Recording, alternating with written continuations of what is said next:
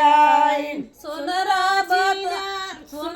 बतार गहने लैके आई।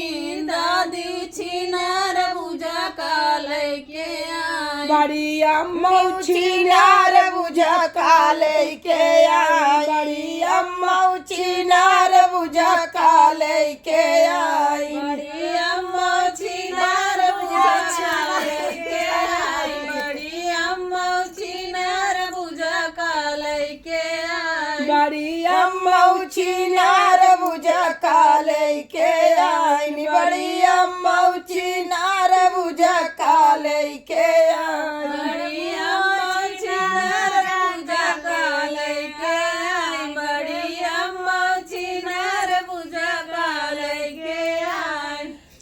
दर्जी घरे से दुई सूट लई आई। दर्जी घरे से दुई सूट लई आई। दर्जी भतार गहने लैके आई। बड़ी अम्मा छिनार बुझा का लैके आई। दर्जी छिनार अबे जाओ कौन लैके आई। बड़ी अम्मा छिनार बुझा का लैके दर्जी भतार गहने लैके आई। अम्मी छिनार बुझा का लैके आई। छिनार बुझा का लैके आई।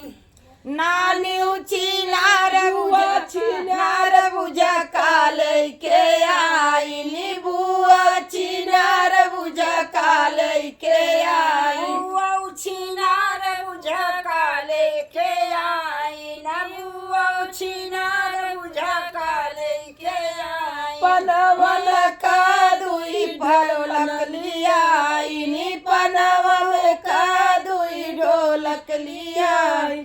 बड़ई भतार गहने लैके आई। बुआ छिनार बुझा का लैके आई।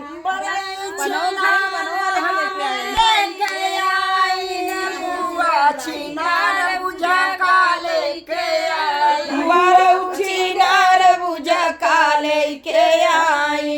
बुआ छिनार बुझा का लैके आई। बुआ छिनार बुझा का लैके आई।